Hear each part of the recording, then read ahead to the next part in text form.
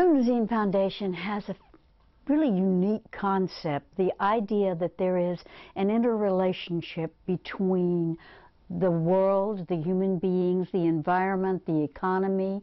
Peace itself is a unique take on the world's foundations. The reason Joshua and I created the Memnosyne Foundation was because we were seeing a world that was facing a new kind of reality, a new kind of paradigm. This paradigm was called globalization. What it means economically is that what you invest in, what you buy on one side of the world affects the economics and finances on the other side of the world. But there's a deeper reality to it that people weren't speaking about. People weren't talking about how now that we are in such contact with each other through the internet, through cell phones, through all these other means, how we're going to be affecting each other now. But we're at a point in time where unless we learn to collaborate across those different kinds of imaginary lines, if you will, that we can implode as humanity. But if we learn how to collaborate and we learn how to match each other's intelligence, each other's cultures, each other's sciences, each other's arts, and learn how to be in fascination and a state of utter awe with each other in regards to what we've each accomplished on our different sides of the world, if we can do that, wow, the places we're going to go as humanity. That's the focus of the Memnosyne Foundation. It's helping people to embrace a globalized world in a responsible manner by trying to forge alliances and collaborations between people, regardless of what side of the world they come from, regardless of what ethnicity or culture they belong to. I believe this is the only way we're going to be able to progress as humanity. Right now, the kind of work that the Memnosyne Foundation is doing in the community ranges from dealing with green technology and environmental issues, dealing with interfaith issues, which of course also deals with human rights. They end up dealing with indigenous issues, which includes cultural preservation and again, human rights. They end up working with the arts as a way to try and help work with all of these different initiatives. We've done work now in Rwanda, Guatemala, Tanzania, Vietnam, all over Mexico, the United States, and we're continuing to expand day after day. The Memnosyne Foundation, as a vision, is a creative and innovative process of bringing people together in a deeper understanding of world peace.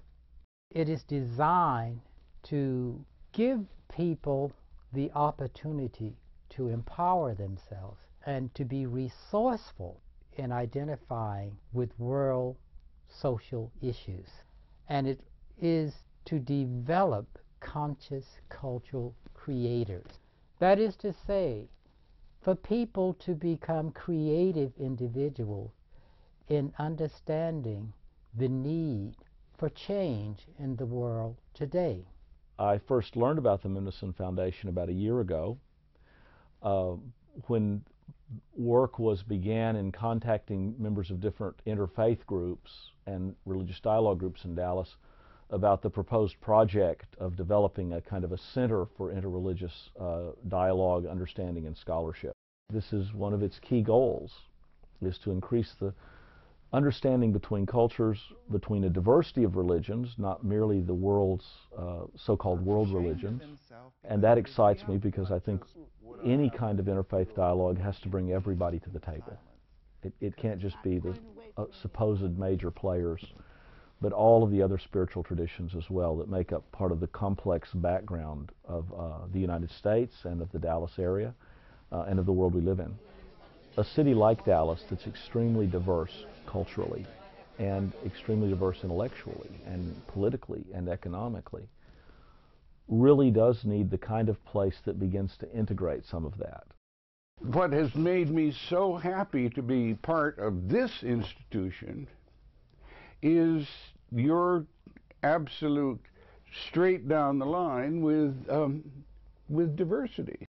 All of your programs really are lifting up the beautiful points of different religious traditions and bringing different peoples, different religious traditions together to share their differences, share their beauty, share their specific gifts.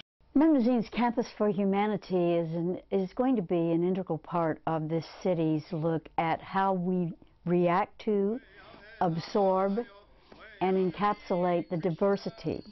We are very fortunate in Dallas and in North Texas in particular that we have a broad diversity of ethnicities, of religions, of races, of people who feel different and act different, and we accept them. That's the idea of the center. The center is bringing together the potential for people to embrace each other and to embrace this world that we live in.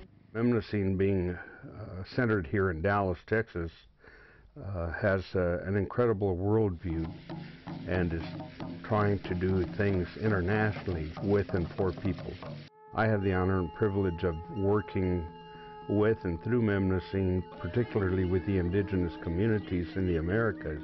We have two projects, one down in Maya country, Carrillo Puerto, and in Teotihuacan, with the Toltec people, centered around building with them what are called cultural centers. I like to call them teaching learning centers. They have a lot to teach. We have a lot to learn. We have things to teach. They have things to learn. So it's a trade-off. I consider it a most interesting and fruitful opportunity to serve with the other board members on the Memnosyne Foundation because of the way the world is evolving and the way we see our role is changing as Americans. So I find this a very enlightening experience and one that can really make America stronger in the process of us giving. You know, it seems we always get more than we give. And I find that's really at the core of what the Memnosyne Foundation is all about. I think there's a great deal of learning that comes just through the relationship building itself, learning about the culture, learning about what makes that country, that culture, that village work. Lessons that we can bring back to America, you know, reinforce as part of our culture and the principles upon which we were founded, which was based in respect for each individual. And I think that's what this organization really stands for, whether it be about health care, you know, medicinal offerings and ways to heal people that we've never experienced. When I was from 10 to about 13 years old, I kept having this dream of being in a place where there are these buildings dedicated to different areas of knowledge. There was one for science, there's one for spirituality, one for the arts, and so on. And I realized this is what I'm supposed to do with my life. And this is what I'm supposed to help bring back to the world. The Memnosyne Foundation is helping people collaborate and to take their knowledge and extend it to others. Collaborations are very important of what Memnosyne does, and it brings people together who might not otherwise get together to talk, to reason, and to understand each other better. The issue of creating a virtual campus, which is one of the main primary focuses of Memnosyne immediate future, is to provide or to utilize this new technology to empower young people to participate on the world stage today. We can no longer look at ourselves as just the recipients of what things we can reap today. Instead, we have to think in terms of how we are serving as tomorrow's ancestors, how we are making a difference, not just for our children, but for our children's great-grandchildren tomorrow. I'm terribly in support of this. I think that it's a critical element, not just for our city or our nation, but for the world right now. And I urge everyone to join me in supporting this because I don't see this as philanthropy. This is an investment in the future, an investment in our children and our grandchildren.